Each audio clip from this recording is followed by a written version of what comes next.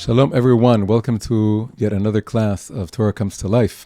Last week we had a pre-Purim class. Today we're going to have a post-Purim class. I want to share with you what I learned over Purim. Since we're still within the week surrounding Purim, in the days of post-Purim, I think it's still justifiable to talk about a little bit more about the unbelievable synchronicity of what's going on in current events in the world right now, and what's been happening within the scroll of Esther that we all read last week. There is a play on words that was used by Rav Kook. He took the word history, which is of course a non-Hebrew word, historia, and he read it as Hesteria, meaning God is hidden within history. The last two words of historia, as we say in Hebrew, are Yah, which are the first two letters of God's name, and they can be simply God's name, like in Hallelujah. So instead of Hallelujah, he said Hesteria, the hiddenness of God is revealed within the unfolding of history. And of course, this connects to the scroll of Esther, which is also has to do with the hidden Esther, Hester, being revealed. Megillah means revealing. The Megillah of Esther is the revealing of what is hidden. So just like history is the unfolding of God's will and God being revealed into the world, so it is in the scroll of Esther. And in many ways, we are now within the new scroll of Esther that's unfolding before our very eyes. Many things are repeating themselves from the past and happening in front of our very eyes.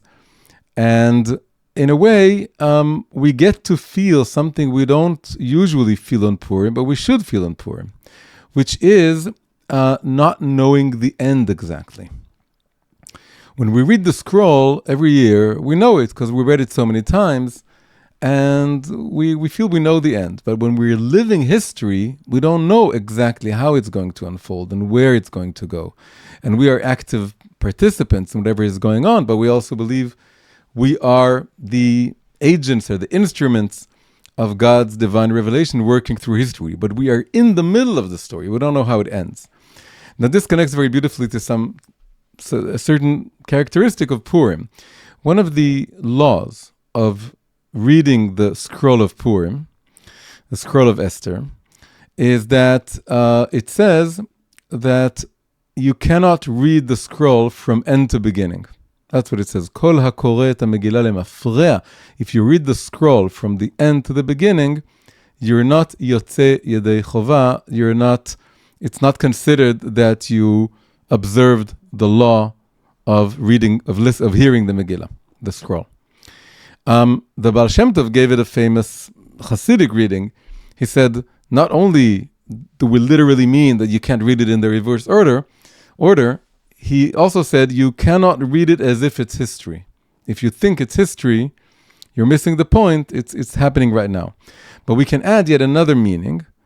And the other meaning is that if you read the scroll assuming you know the end of it, that you know it's going to end, you're missing the point, right?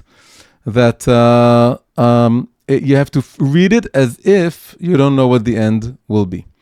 So where do we see this in the scroll? There are two points twice in the scroll of Esther that we have to change the cantillation marks. We have to change the music of how we read it, and we're using the sound that we're using or the musical notes that we're using when we're reading the scroll of Eicha, which is what we read on the 9th day of Av, which is the scroll of mourning. Mourning, right? It's a very saddest day in the year in which we commemorate the destruction of the two temples. But all of a sudden, in two places in the scroll, we get to a point that we have to read it in such a way. We spoke about it in the Purim class. When we say, Va'ir Shushan Navocha, when the whole city of Shushan was confused because there was this new law by Haman that all the Jews should be killed. And second time is when Esther is going to come into the palace and unsummoned, and she's risking her life, and she says, "V'kasher avadati, avadati." If I'm lost, I'm lost. If it means that I'm going to die, then I accept this. And why do we all of a sudden, in the middle of a very happy scroll that we all know has a happy ending, do we all of a sudden transition into this very tragic sounding way of reading it, right? And this immediately brings to mind the 9th day of Av. Why? Because we're not supposed to read the scroll from the end to the beginning. We're supposed to read the scroll as if we don't know the end, as if we're truly intentioned. Like this is the first time it's ever happening. We are in the middle of it, and we don't know that it's going to turn out well. And it's just like history. We believe that history is pre-written. In Arabic, people say that the future is maktub. It's written somewhere in the heavens. It's all written. It's predestined. We say hakol tzafui. God has foreseen the future. He knows the future. But for us, we have free will and we make choices. So just like the scroll is already written, but we need to read it from beginning to end, not from the end to the beginning, meaning not assume that we know the end. It's very hard to do because we all know the end. And we read it last year and so many times. But when we're living history, we do get to experience this very, very powerfully because we don't know how it's going to end. We don't know how it's going to end on a global scale. This is like the city of Shushan being in a state of confusion. This is like a general state. And also on an individual state. We don't know who's going to live and die. There are still rockets falling. There are soldiers now fighting in Lebanon also. And we don't know how it's going to unfold. So this is a beautiful sort of interesting tension that we need to hold within our hearts. Now, the thing is that constantly people are being absorbed in the media. And the media is telling them the news, the current events, what's going on from day to day, from moment to moment. A lot of people here are constantly on their phones, sort of scrolling on their phones to see the news feed, right? But when we connect to something like the scroll of Esther, we get a different kind of scrolling, right? We don't scroll on the iPhone. We scroll through something that's timeless, that's eternal, that's above time. It's connecting us to like this meta time, which is an eternal meta-historical story, which is repeating in different variations throughout history. And then we're able to sort of rise above current events and not get so anxious by them and aggravated by them. We don't know how the story is going to end, but just like in the scroll of Esther, we don't know exactly. We have those two moments that we say it in the way that we don't know how it's going to end, but it does end well, and we have the same kind of faith, connecting this timeless scroll of Esther to current events, the timeless to the timely.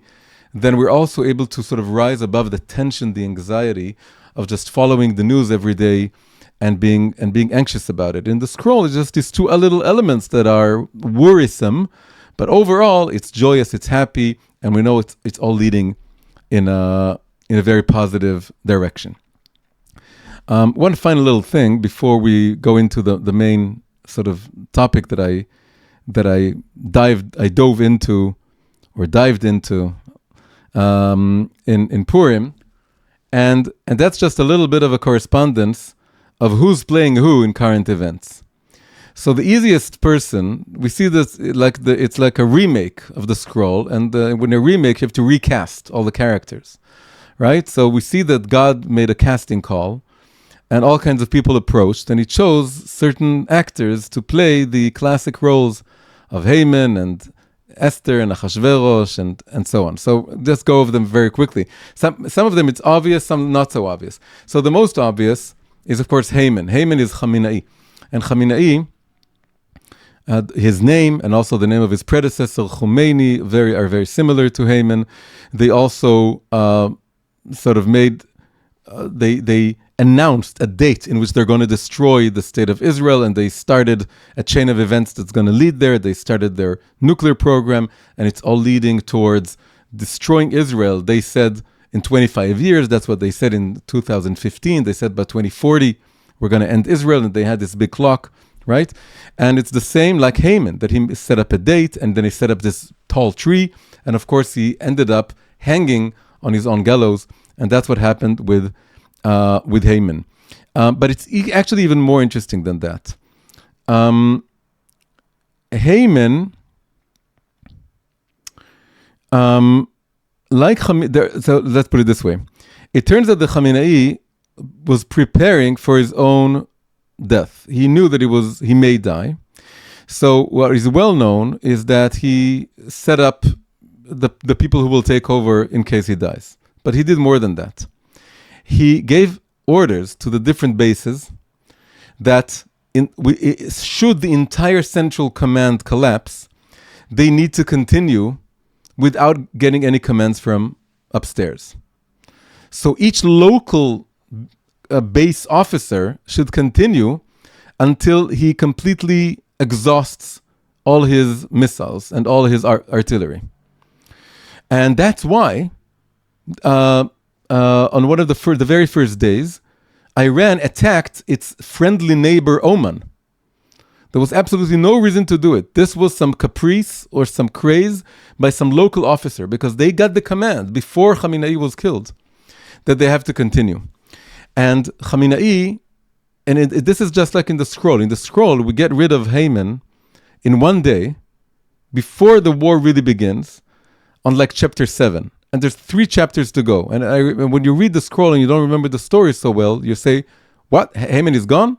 So that's it? We're not going to mention him anymore? And then what are we going to do for 3 chapters now if Haman is gone?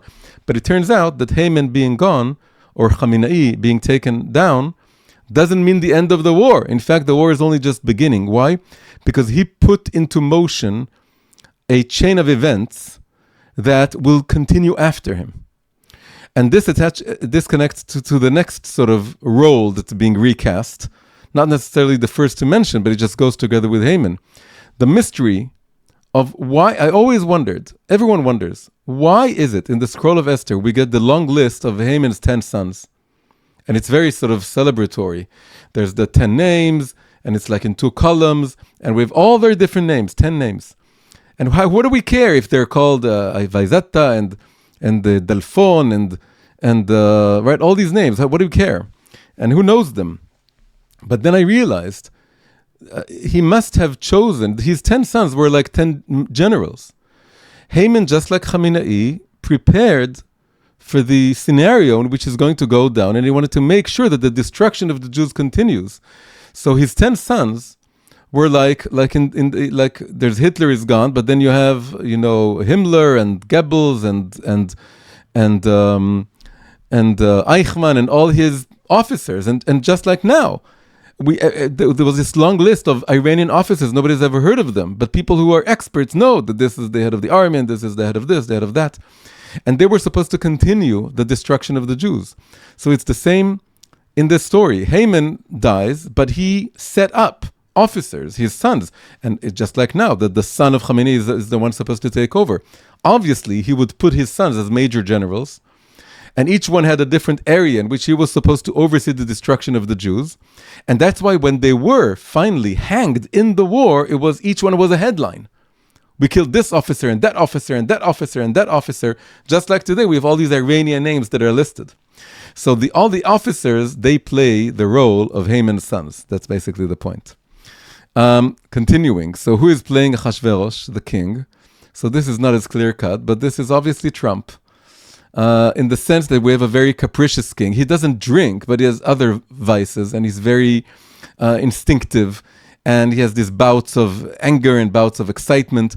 And also his ring, like his command, can be one day used against us. Like last time, he ended the war very abruptly and made all kinds of deals over our head with other countries that are not the friendliest of countries, and very problematic the way the whole war ended. And he used the ring in a kind of way that was, for everyone who lives here, it doesn't feel like it's going too well. He's like our best friend, but all of a sudden he can turn and stop the war before it's really over, and stop with Iran, and stop with Gaza, and Hamas is still around, and Iran is still around. But now the same ring is giving us free reign to sort of finish everything we didn't finish back then. So he's like this king who's like a bit like a dummy, and he's working in one way and the other way, and in the end he's going to take credit for everything, but we'll know that we really did everything, right? It's the same in the scroll of Esther, that he remains king, but really it's Mordechai and Esther are running the show. Who's playing Mordechai? So Mordechai comes from the tribe of Binyamin. So clearly, it has to be Binyamin Netanyahu. And this goes to the point of Mordechai is like a big hero, and it looks like everyone loves him. But if you read the very end of the scroll, it says that he was loved only by most of the people, not by all of the people. So like he had a majority in the Knesset. Most of the people loved him, but there was a big subset, a big group who didn't love him at all. They were very critical of him. It's in Mordechai this. And in fact, Chazal in the Talmud, they say something unbelievable. They say two things could have prevented the whole story of Purim from happening, and it would have been great. And we wouldn't have had the happy ending, but we wouldn't have had the year-long tension and the whole craze by Haman. Two things would have prevented it. If back in the day, if Saul had killed Agag, the Amalekite king, Haman wouldn't have been born, so the whole thing would have prevented.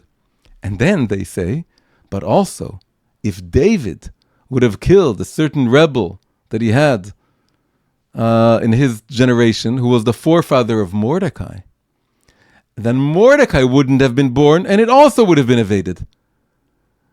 Why? Because Mordecai is part of the problem. Why didn't he bow down to Haman? It's too crazy. It's too arrogant. You can bow. If the whole fate of the Jewish people is at hand, then bow down.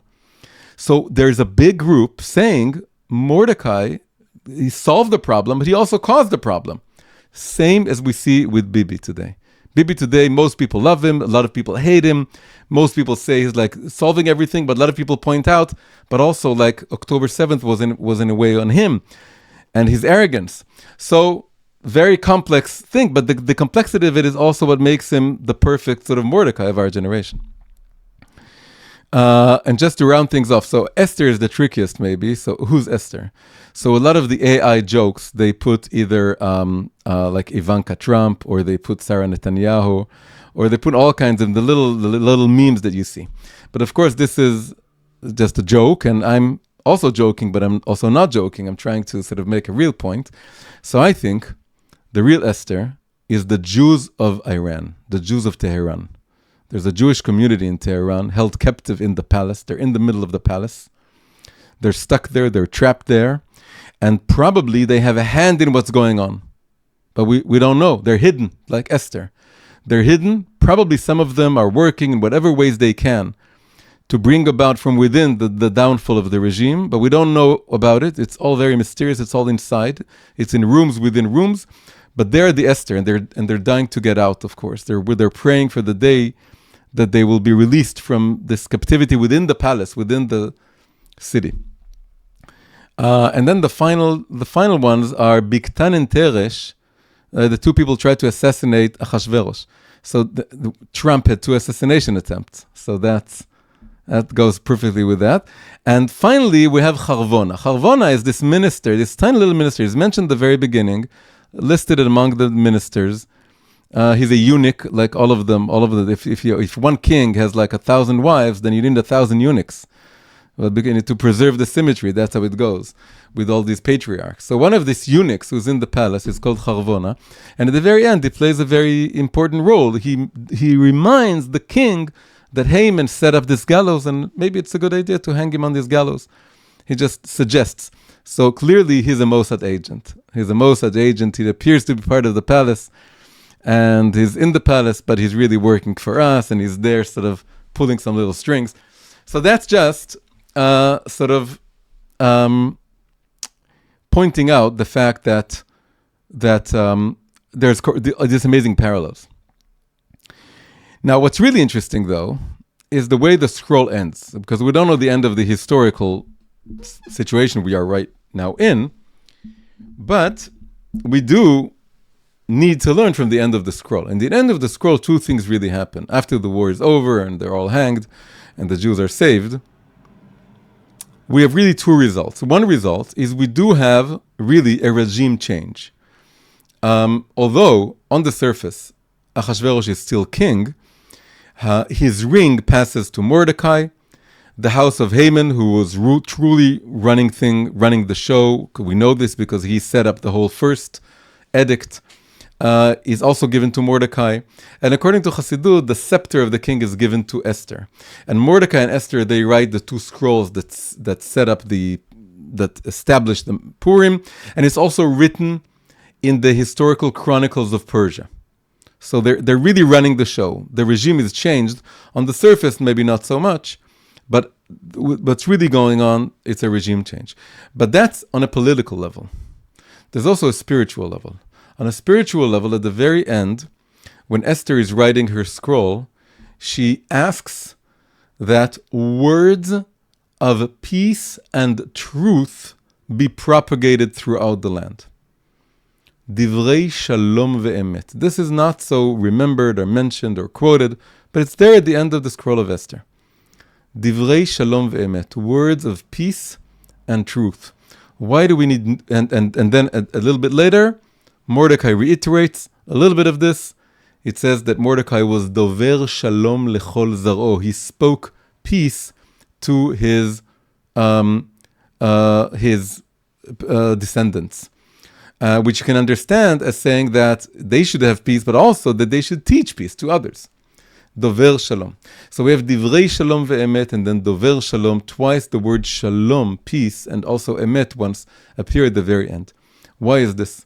Because the true goal of the Jewish people in that history and in our history is not just the regime change. The regime change, that's the geopolitical level. It's an important level. The scroll addresses it very, very much, and it's definitely, we need it. But it's just the external scenery. It's the backdrop for the real drama. The real drama is to replace a religion of war and falsehood with a religion of peace and truth. The Islamist regime in Iran is a religion of war and lies. It's a religion of war because it vowed to destroy America and Israel.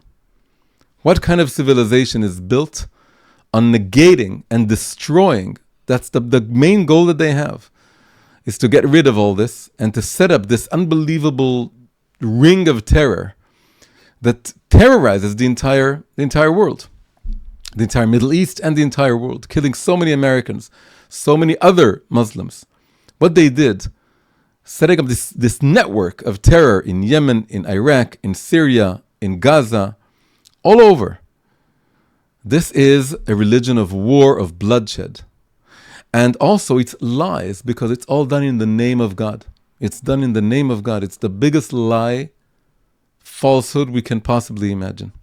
And the main goal of the scroll of Esther and the festival of Purim is to say that we want to replace not just the regime, but the theology, the religion, the vision, the mission, the message, with a message of divrei shalom ve'emet, words of peace and truth. That the truth is that God is willing to go to war and support war and call us to go to war if necessary, but that's not what he really wants. The ultimate goal is peace.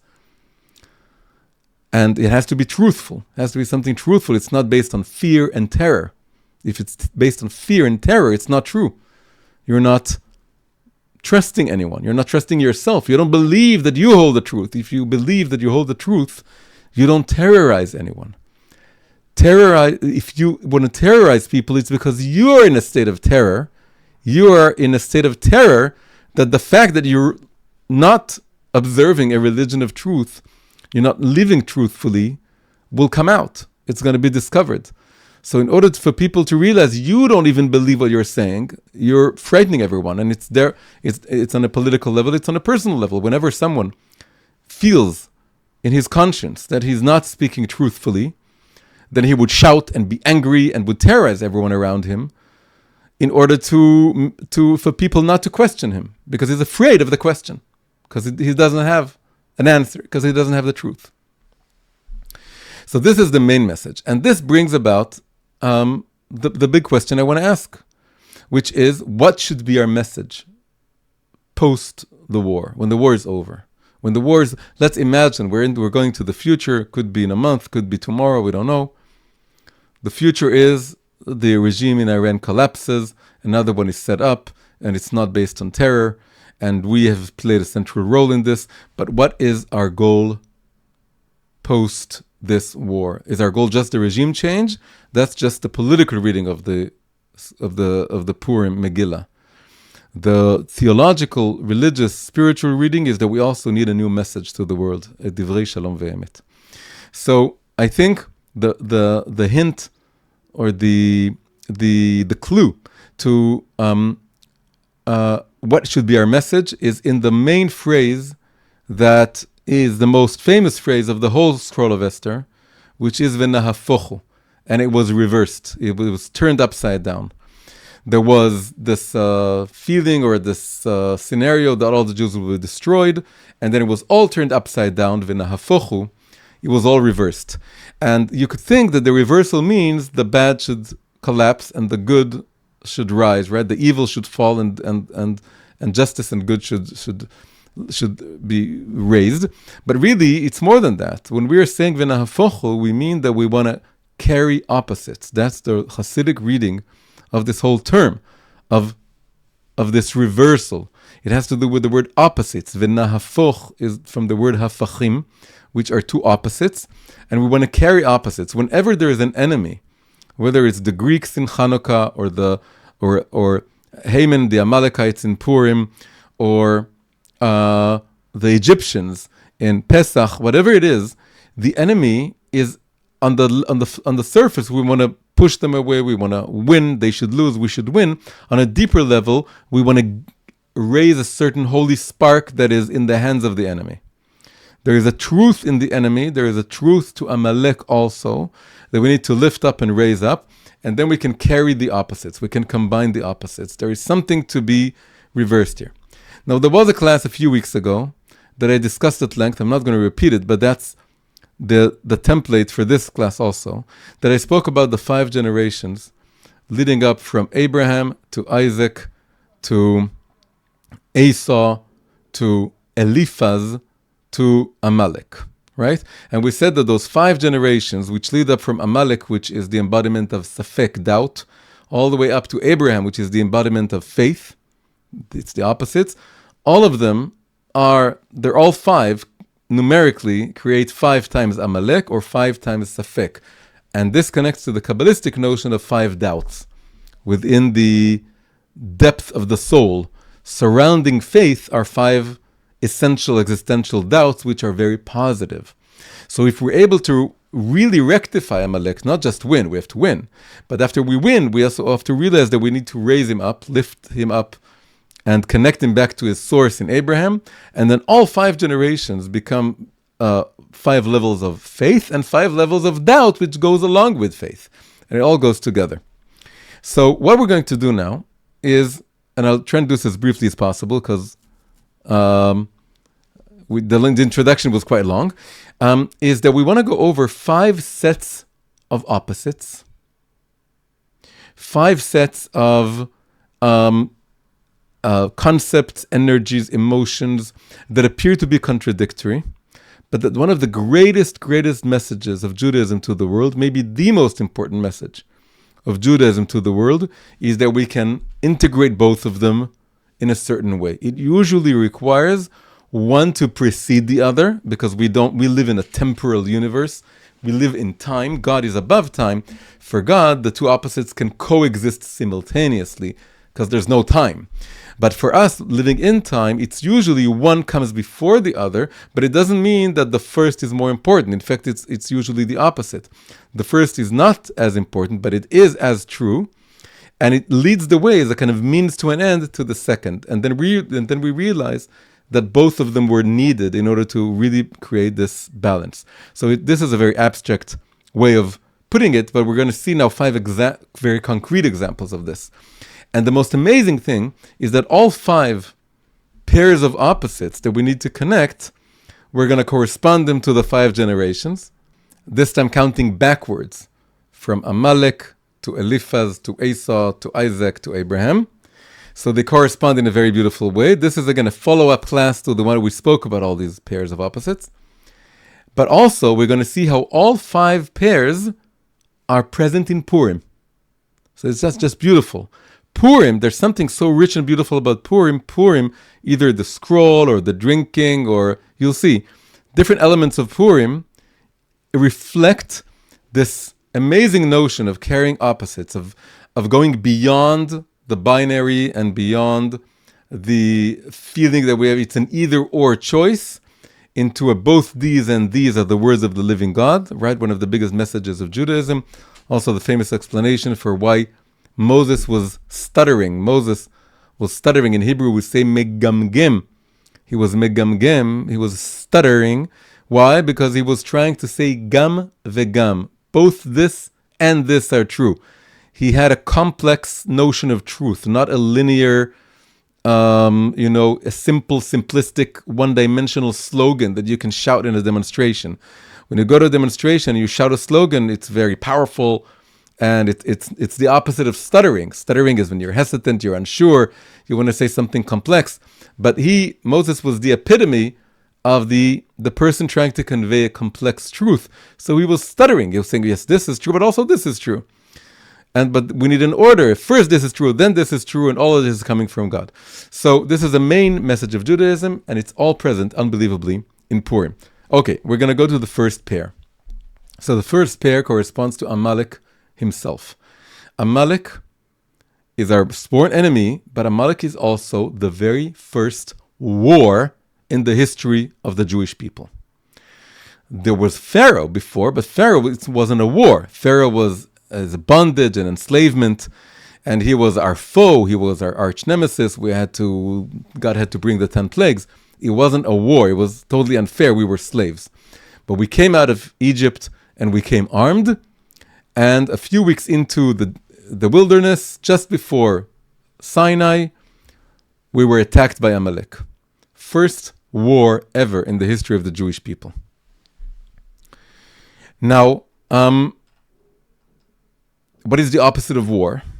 The opposite of war is peace.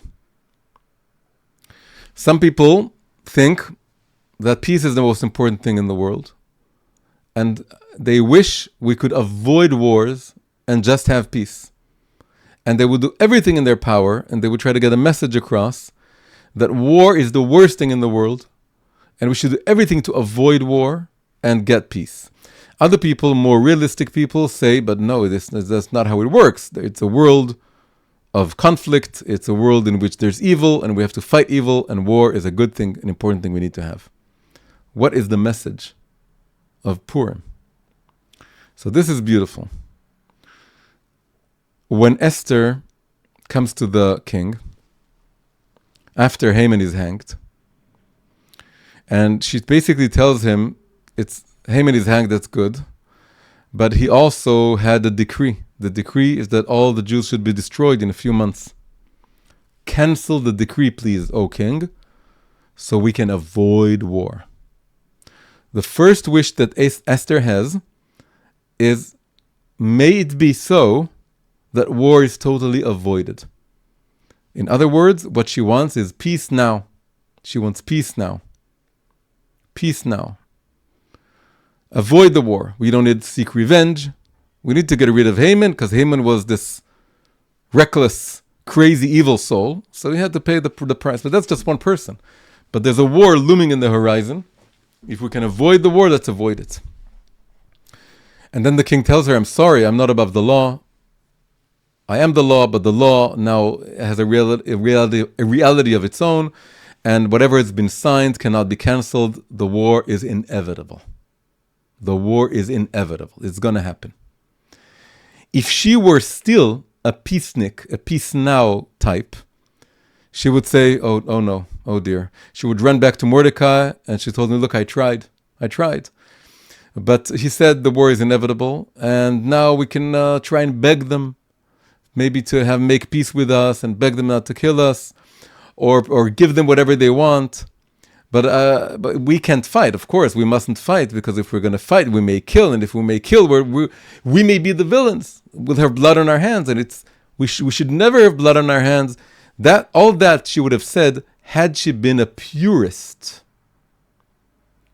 who loves not having bloody hands more than anything else. But she isn't. She's realistic. She tried going in the peace now route. But when she's told war is inevitable, she says, okay, next plan B, give us the right to self-defense and give us the right to gather around and fight back. And then we're going to have a fair war.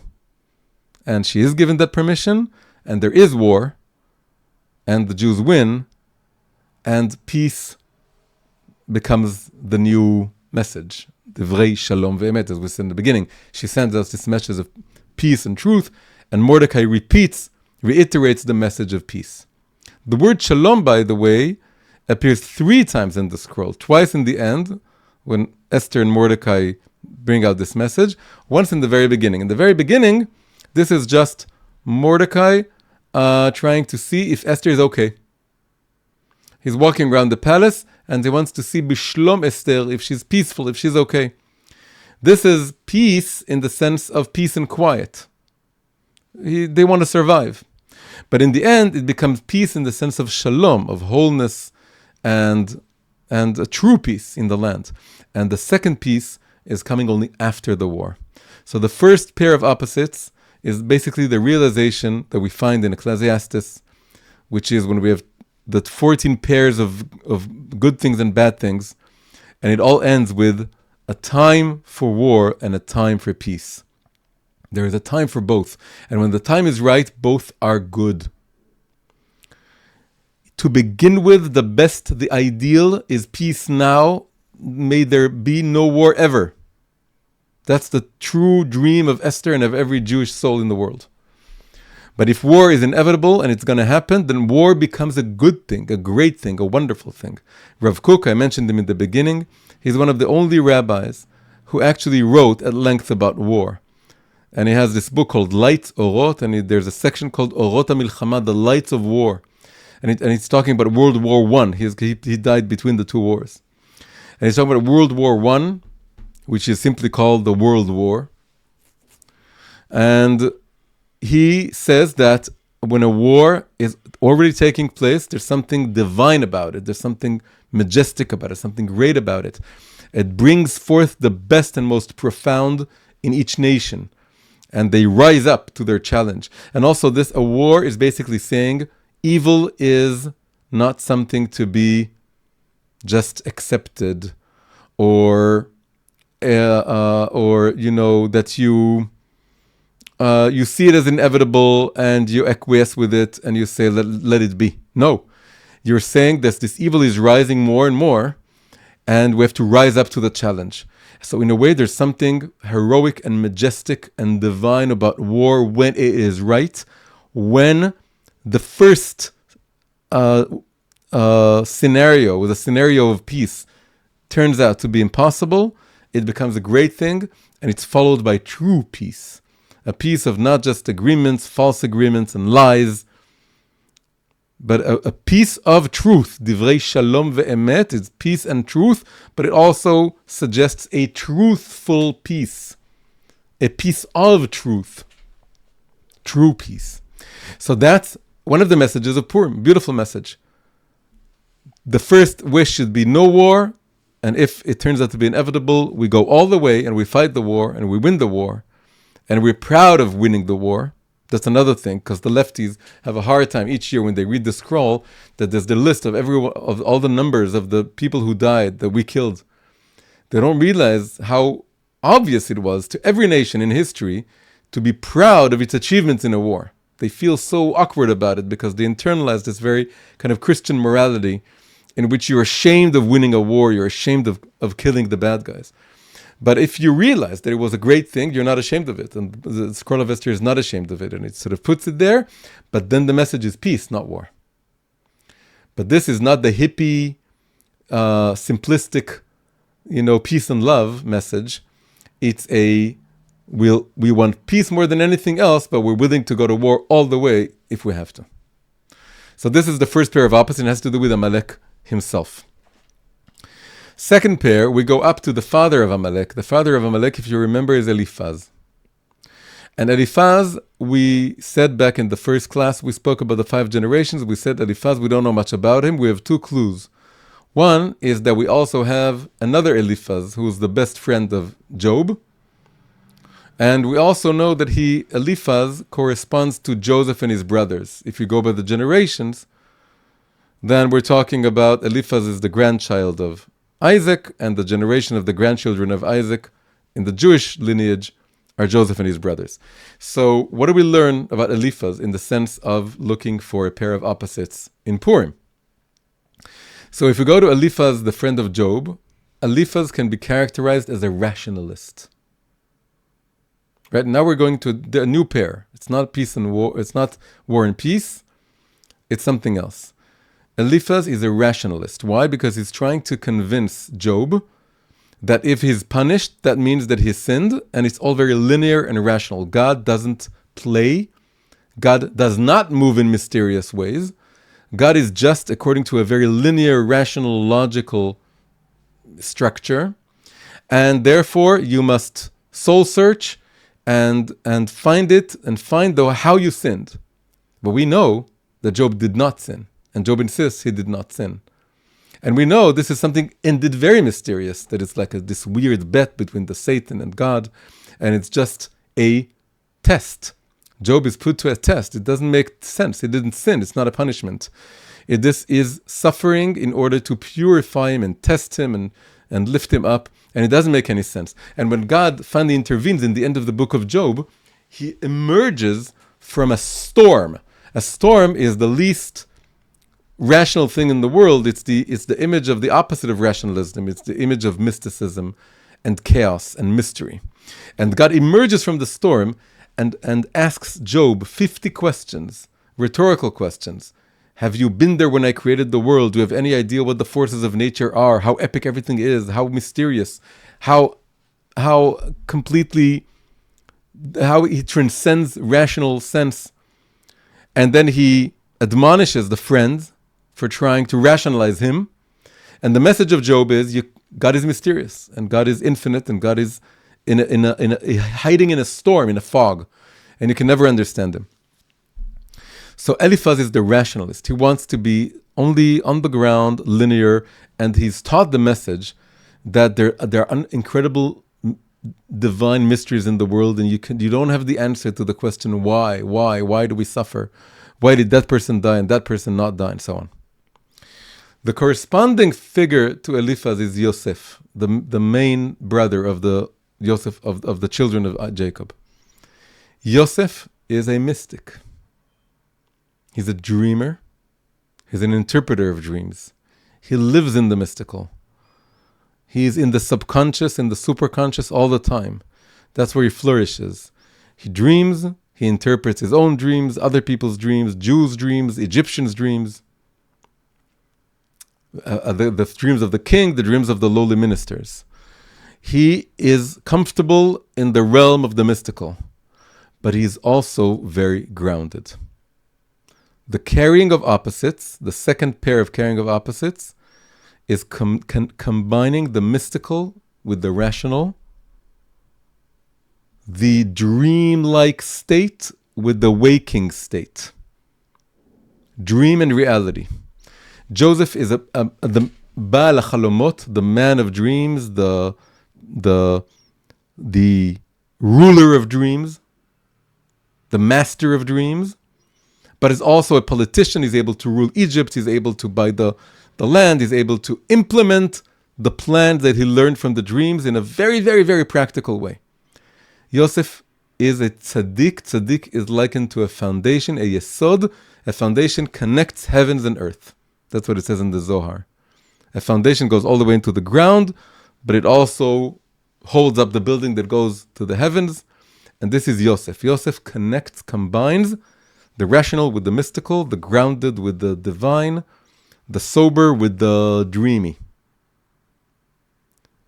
And why is this connected to Purim? Because in Purim we need to drink until we do not know. We lose knowledge, we lose consciousness between cursed is Haman and blessed is Mordechai.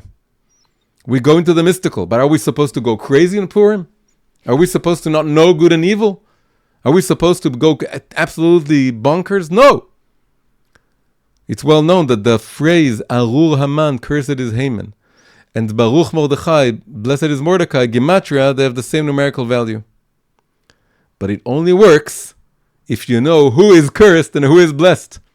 If you conflate and confuse them, if you think that, God forbid, Mordechai is cursed or Haman is blessed, then the Gematria wouldn't work. Meaning, the whole idea of ad de lo yada, drinking or being intoxicated to the point of rising above consciousness, above knowledge, is all based on knowing, on having consciousness, on having knowledge, on having a very clear moral compass. The scroll has a very clear moral compass that Mordecai is righteous and Haman is evil, and you need to know who's who. You need to know who are the bad guys in this world. What October 7th did in our generation is that it was a test to so many people all over the world. Are you opening your eyes to seeing who the villain is and who the victim is? If you're confused about who the villain and who the victim is, like Mamdani's wife, then you don't have a moral compass. You're totally off. You belong to the side of evil. There was the famous British journalist. What's his name? He's pro-Israel. Richard Murray. What's his first name? Douglas Murray. Thank you. So he said that the beginning of his book on October 7th is sometimes a flare goes up and you can see just where everyone is. You can see just where everyone is. And October 7th was a flare. And all of a sudden you could see who's on the side of truth and justice, as who's on the side of just being blinded by hate of Israel or jealousy of Israel. And then they take the absolutely wrong side. And of course, truth is complex and the history of the Middle East is complex. But just like he said, there are moments in which a flare goes up. There's a basic moral compass that people have been put to the test. And then you can see who's who and who's where. And so the whole idea of Purim is something very profound. We go up to a state in which we are able to say that there's something about cursed is Haman that is equal to the blessed is Mordechai. There's many interpretations for this saying, but what they all have in common is that we rise above the natural regular binary of good and evil, and we find some good in the evil, and we find both of them within us, and there's all kinds of ways of understanding we rise above them, but it's all based on knowledge. It's not just being a mystic that's going crazy, and it's not being a rationalist like Eliphaz. It's being like Yosef. Eliphaz wants to be a rationalist, and God is telling him there's also the mystical truth. And in Purim, we have to combine them, we have to integrate them, to carry the opposites. We need to be like Yosef. We need to be grounded and sober. We're not supposed to get drunk on Purim. We're not supposed to lose our minds on Purim. And we want to love reality and love sobriety. But we also are able to take baby steps and very, very careful ones into the realm of the mystical through learning, primarily through learning the mystical level of the Torah, the Sod level of the Pardes. And we're able to go into the state, into the Pardes, just like the 4 people who went into the Pardes and 3 got lost in different ways. One was killed, one went crazy, one became a heretic. But Rabbi Akiva, who is a bit like Yosef now, was able to combine these two opposites. He was able to have consciousness and go into the superconscious at the same time. So that's the second pair that Purim is telling us, and this is a great message to the world, that this is a tender, delicate balance to be preserved. By the way, the gematria of Arur Haman, cursed is Haman, and Baruch Mordechai, blessed is Mordechai, this 502, it's also the gematria of Emunah Pshuta, simple faith. When you have Emunah Pshuta, you can take it very simply that Baruch Mordechai, Arur Haman, it's all one, it's all good, it's all coming from Hashem. So that's the second pair. Third pair is going up to Eliphaz's father, which is Esau. And also Esau goes along with his twin brother Jacob. Jacob is running away from Esau, and but then he has to come back to his land and he has to confront Esau again. He confronts him, he fights the angel, the soul root of Esau, wins, and then he's given a new name, Israel. The name Israel, the second name of Jacob, now he has two names, Yaakov and Israel. He's carrying opposites, he has two names. Israel is the element that he took from Esau. Who gave him the name Israel? The angel of Esau. So now he has two names, that one of them is his own name and the other one is coming from Esau. Yaakov and Israel. What do they symbolize? Yaakov comes from the word heel, H-E-E-L. The heel, the lowest part of the body. Israel has the word rosh in it. Li rosh. To me is a head, my head, the highest level of who we are. This is classic Chassidut. That Yaakov and Israel are the lowest part of us and the highest part of us. And what does it mean that he's able to carry both of them? The pair of opposites here are pride and lowliness. Geut, which is pride, and shefel, shiflut, which is lowliness. Geut v'shefel, they also have the same gematria, just like Arur Aman and Baruch Mordechai. Geut and shefel. Geut and shefel are like the low tide and the high tide. That's what they mean, the two words. The low tide is when you're in a state of lowliness and humility, and you consider yourself no better than any other person in the world. You're like dust, you're below everyone. And there's also a good pride, a positive pride, in which you're able to rise up and assume your role in life, your position in life, and to command your authority, but they have to go together. And the more important you are, the more lowly you have to become. That's why it's the same gematria. It's total balance. Just like the high tide and the low tide are perfectly balanced. Where do we see this in Purim?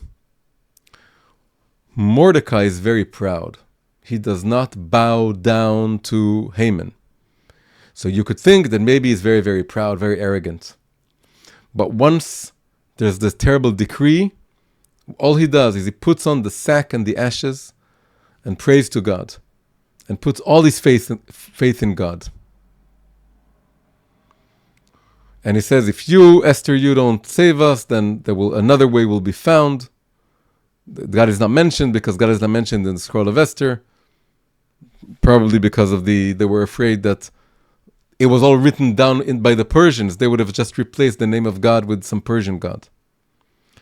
But God is addressed very clearly. It's all about, and he's very lowly. And in fact, there's 2 times that he is not affected by Haman, and they're the opposite. The first time, he is standing up, Haman is coming, and he does not bow down. He looks like very, very arrogant. A second time is after the decree, and he's now always sitting down in the sack and ashes. And Haman is coming out of the first banquet, and now it says that Mordechai doesn't rise up. First time it says that he doesn't bow down. Second time it says that he doesn't rise up. He combines lowliness with pride. It's not arrogance because the pride goes along with the lowliness. The sphere of Malchut, kingdom, puts on a facade of arrogance on the outside, a facade of pride. Hashem malach geut lavesh, when God reigns as a king, he puts on a garment of kingship, of like a high tide, like rising up, being prideful. But the inner dimension of the sphere of kingdom is shiflut, is lowliness. And Mordechai is like the sea, like the ocean. There's both low tide and the high tide. There's shefel and geut. He's very, very lowly. It's all coming from Hashem, but he's also able to rise up and say, I'm not ashamed of being a Jew. I'm not hiding it. And I'm not going to bow down to any foreign minister. In the end, he wears tchelet, azur. Tchelet looks like the color of the ocean. That's what it says. Tchelet domeh layam. The yam, the ocean, the sea has the high tide and the low tide. Mordechai carries these opposites.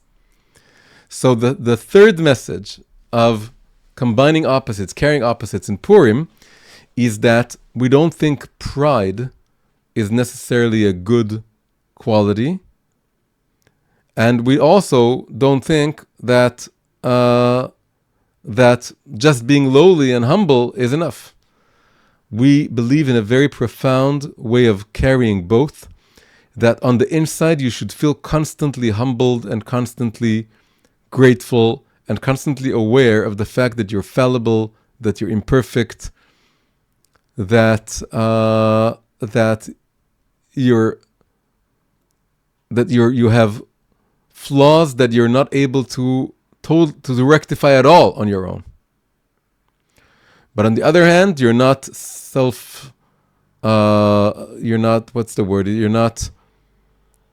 guilt-ridden, and you're not the people in the Middle Ages, they went around flogging themselves, self-flagellation.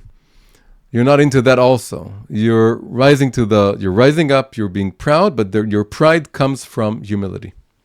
So this is the third pair of opposites. The fourth one has to do with Isaac.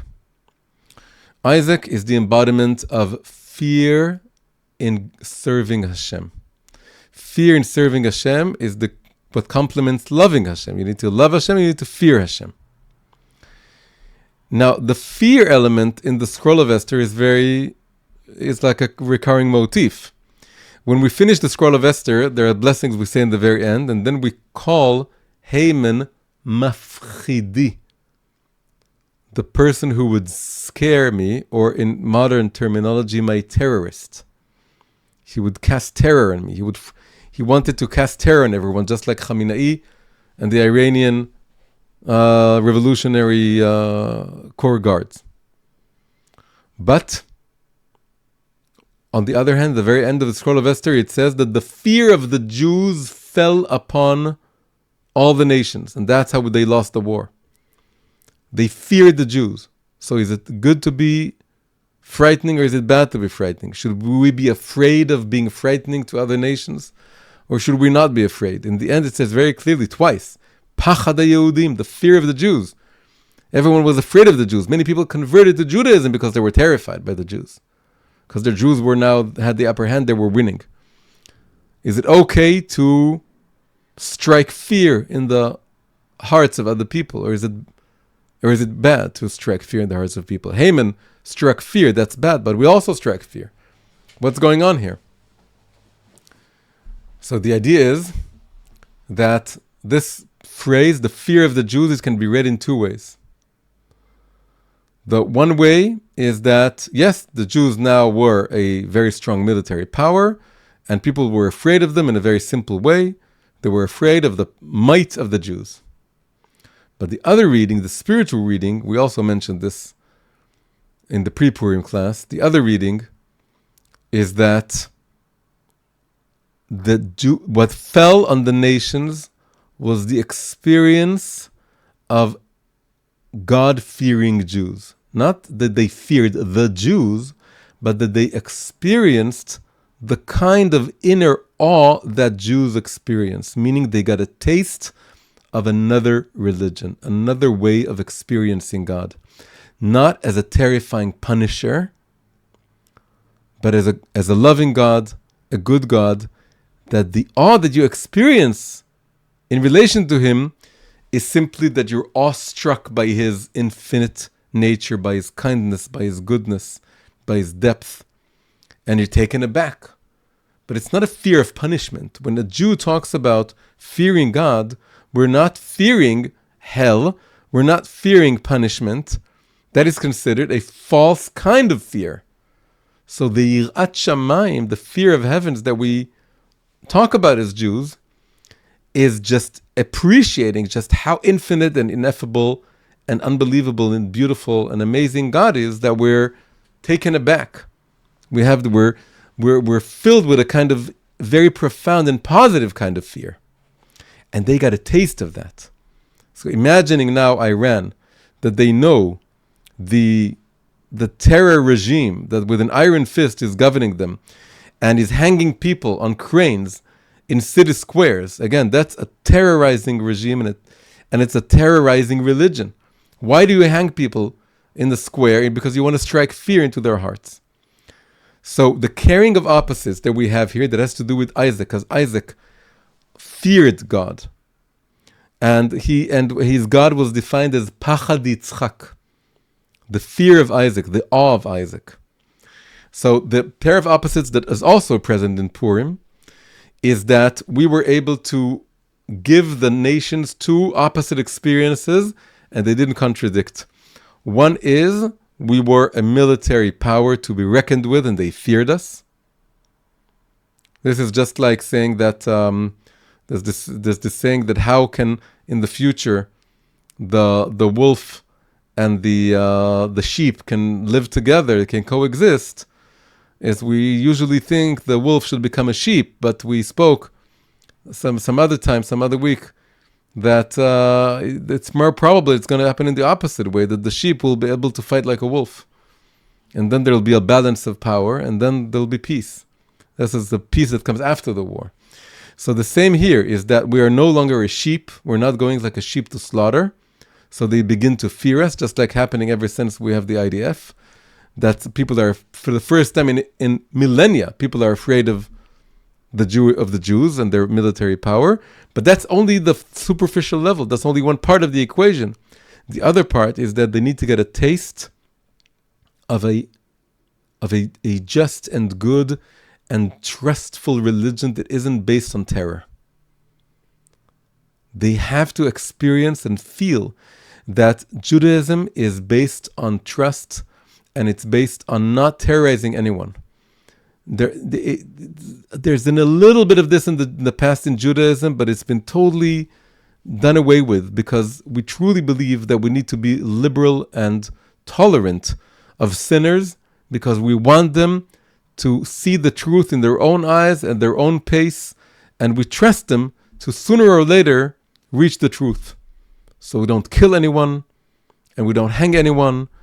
And when we talk about the fear of God, we're talking about just being in awe at how amazingly tolerant He is, and kind and righteous, and so on. And so that's the kind of fear that they need to learn. This kind of fearing God, a totally different kind of fearing God. A different religion that's not based on fearing punishment and on being in terror. At the same time, we need to be a military power. So that's the two levels, the two types. It's really the opposites here are fear and love. That's the carrying of opposites. It's fear and love going together. The basic pair of emotions in the heart. They need to go together, and it's also here in Purim. And the final one we can say very briefly, very simply, going up to Abraham. Abraham is the archetypal Jewish universalist, meaning that he wanted all humanity to come into the fold of faith. He wanted to raise both Isaac and Ishmael together. He wanted to open his tents in all directions. He wanted to convert everyone into Judaism. And it was only Sarah, who was more of a realist, who told him, no, it can't work this way, and Ishmael is dangerous to Isaac, and he has to be pushed away, and his time will come in the future. What is the final pair of opposites? Has to do with being a nation and also having a universal mission and a universal vision. The scroll of Esther is very focused on the fate of the Jewish people in diaspora, how it survives, how it's able to outlive its haters and survive all these kind of anti-Semitic decrees. But it's also the most universal scroll in the sense that it has very detailed descriptions of the Persian Empire and so many Persian words and so many details. And it all ends with Esther still active in the palace and involved in universal geopolitics. And so in a very interesting way, the final pair of opposites has to do with Abraham, is that we are able to be connected to our Jewish heritage and to say that national identity is not a negative thing. It's not supposed to be like in John Lennon's Imagine. And he imagines a world with no nations and no boundaries and no identities. And it's all sort of merged into this very simplistic, meta-national global identity, which is very, very flat. So we want the universal mission and the universal vision, but we also don't see it as contradicting being connected to your identity and your root and your language and your heritage, even if it has to change, and it has to evolve, and it has to be incorporated into a Torah worldview, but it doesn't erase your nationality and your particular identity, right? This universal vision. So that's the fifth and final pair, and it's also again present in the scroll of Esther in a kind of background way.